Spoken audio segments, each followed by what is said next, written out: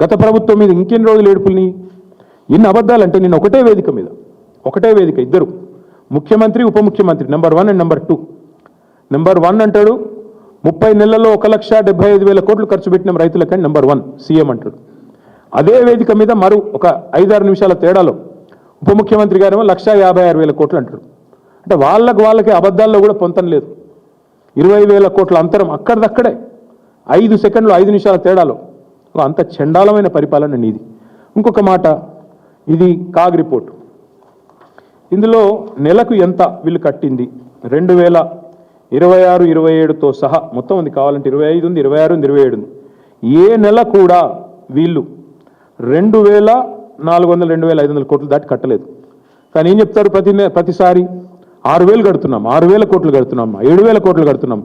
వాళ్ళ ఇష్టం, నోటికి మొక్కాల. ఇది కాగ్ లెక్క. మరి కాగ్ లెక్క నమ్మాలా, నీ కాకి లెక్కలు నమ్మాలా? అంటే అప్పుల్లో మీరు చెప్పేది తప్పే, మిత్తిల్లో మీరు చెప్పేది తప్పే. మళ్ళీ ఇంకా దాని మీదకి వెళ్ళి తెలంగాణ ఏదో దివాలా తీసిన రాష్ట్రం అని నువ్వు మాట్లాడే మాటలు. వాస్తవం ఏంటంటే నీ పాలనలో తెలంగాణ ఆస్తులు కోల్పోతుంది నీ వల్ల, నీ కుటుంబం వల్ల. ఎందుకంటే ఎంత ధనిక రాష్ట్రమైనా, ఎంత గొప్ప రాష్ట్రమైనా ఇంతమంది ఒకటేసారి దోపిడీకి దిగుతూ ఉంటుందా? 7 అన్నదమ్ముళ్ళు, ఆయన పొంగు లూటి, పక్కకెళ్ళి ఇంకా వేరే లూటి, ఒకరు కాదు 10 మంది ఒక దండుపాలెం ముఠాలాగా తగులుకుంటే ఎంత పెద్ద రాష్ట్రమైనా, ఎంత గొప్ప రాష్ట్రమైనా మీ భూదాహానికి 1,00,00,000 ఎకరాలు మీరు ప్రైవేటెడ్ లిస్టులో పెట్టి మీరు చేస్తున్న 30% లూటీకి, మిస్టర్ 30%లు, మినిస్టర్ 30%లు, మీ లూటీకి, నీ బెదిరింపులకి చివరికి మీ పరిస్థితి ఎట్లా ఉందంటే మీ సొంత మంత్రుల కుటుంబ సభ్యులు చెప్తున్నారు కదా, పారిశ్రామికవేత్తల తలకు తుపాకులు పెట్టే దిగజారుడు సంస్కృతి ఇవాళ ఈ రాష్ట్రంలో తెచ్చింది ఎవడు? రేవంత్ రెడ్డి కాదా? నీ ఇంటెనకాల నీ తమ్ముడు, నీ ప్రధాన అనుచరుడు తలకు తుపాకీ పెట్టిండని నీ మంత్రి గారి కుమార్తె చెప్తున్నది. That is the state of Telangana, that is the fate of Telangana under Revanth Reddy. మీ కబ్జాలు, మీ రెవెన్యూ మంత్రి కుటుంబ సభ్యులు, నీ అన్నదమ్ముళ్ళు, ఆఖరికి ఎల్ఎన్టీని కూడా ఇష్టపెట్టలేదు కదా మీరు. ఎల్ఎన్టీ CFOని జైల్లో పెడతా అని బెదిరిస్తేవి, SBI వాళ్ళు కోర్టుకు పోతే వాళ్ళను బ్లాక్మెయిల్ చేయబడుతుంది. మరి నీ బేకార్ మాటలకు కొత్తగా ఎవడన్న పరిశ్రమలు పెట్టుడు వస్తాడా?